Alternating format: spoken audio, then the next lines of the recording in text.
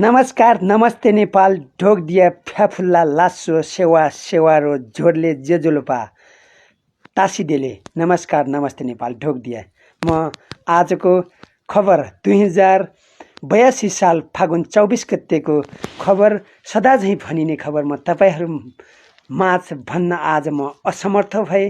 विविध कारणले गर्दा, प्राविधिक कारणले गर्दा म असक्षम भए। त्यसको लागि म हजुर समक्ष आम श्रोतागणहरू समक्ष, आम श्रोतागणहरू भन्नाले आम नेपाली दाजुभाइ तथा दिदीबहिनीहरू, आमा बुवा तथा दाजुभाइ दिदीबहिनीहरू र विदेशको भूमिमा रहेका 80 लाख दाजुभाइ दिदीबहिनीहरूमा म माफी माग्न चाहन्छु र भोलिदेखि पुनः कन्टिन्यू लगातार सुचारू गर्नेछु र सायद देशैभरिमा 115 देखि 20-25 सम्म प्रत्यक्षतर्फको सिट जित्ने अनुमान रहेको छ।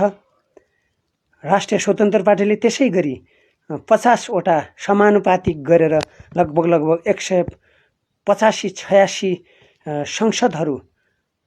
संसदमा पुग्ने नै छन् र 2/3 बहुमत लगभग पक्का भइसकेको छ र राष्ट्रिय स्वतन्त्र पार्टीलाई पक्कै पनि चुनौती छ।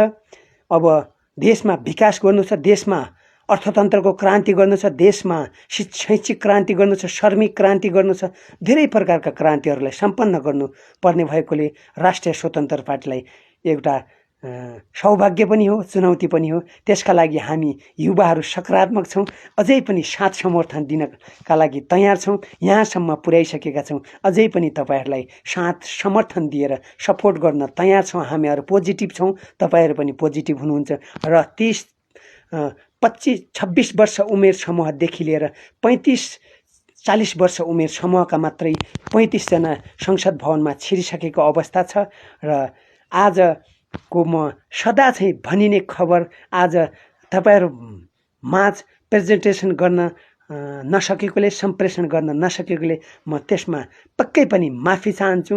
म तपाईहरुप्रति आजको दिनलाई लिएर म अलिकता दुखी छु। सधैँ चाहिँ समाचार सम्प्रेषण गर्ने समाचार अलिकता अस्वस्थताको कारणले मैले आज सम्प्रेषण गर्न सकेन। त्यसको लागि म माफी माग्न चाहन्छु, क्षमायाचना गर्न चाहन्छु र तपाईहरुले मलाई धेरै नै साथ सपोर्ट गरिदिनु भएको छ।